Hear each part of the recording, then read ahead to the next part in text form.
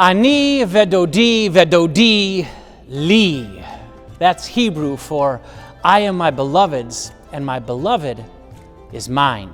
Hi, I'm Justin Rosso from Next Step Press, and we're here on location at the beautiful Chapel of the Holy Trinity on the campus of Concordia University, Ann Arbor. And my dad, a little over 26 years ago, was standing just about here, and I was standing just about there, and I looked up the aisle and I saw my wife on the arm of her dad, and she was dressed in this beautiful white gown. And as they came around the corner and walked down this very aisle, she lit up.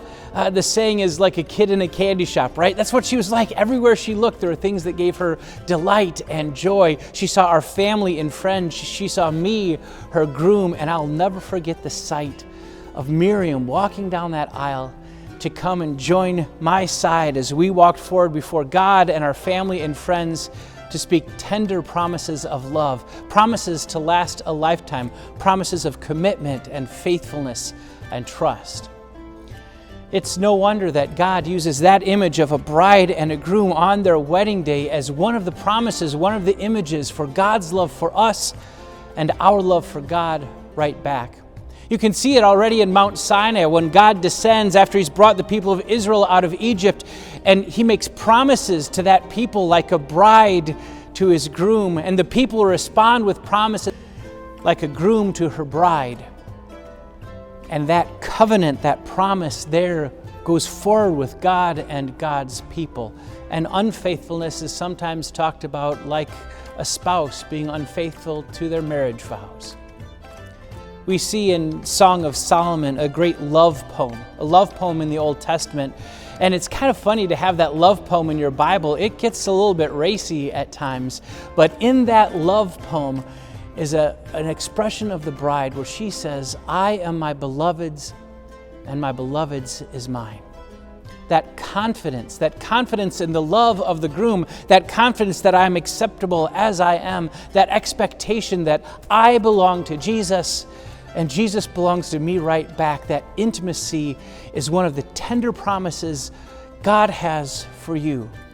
As Jesus delights in you, as Jesus considers you altogether beautiful, that promise is for you as an individual, and it's for us as church. Song of Solomon also has friends of the bride and groom, and the friends say to the bride, where is your beloved gone that we may seek him with you?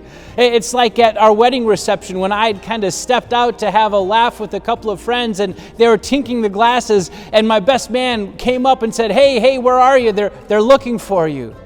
That kind of seek and find the groom who delights to be found is a part of our relationship as church as well.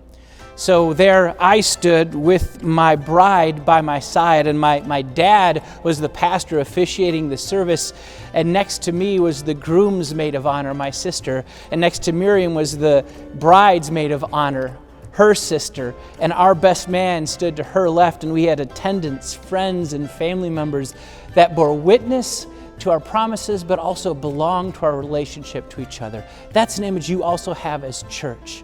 You belong individually and specifically to a Jesus who's head over heels in love with you.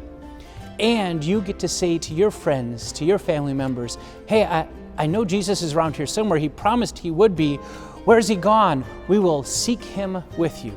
You help your friends and family seek the groom that delights to be found by the bride. I'm Justin Rosso, and we'll see you next time at Next Step Press.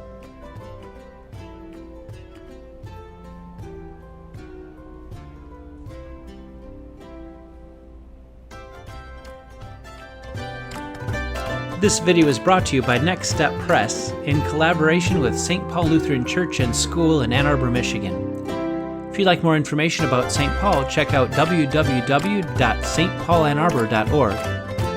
And if you'd like to become a Next Step patron or find out more about our book, Delight, Discipleship as the Adventure of Loving and Being Loved, then visit us at www.findmynextstep.org.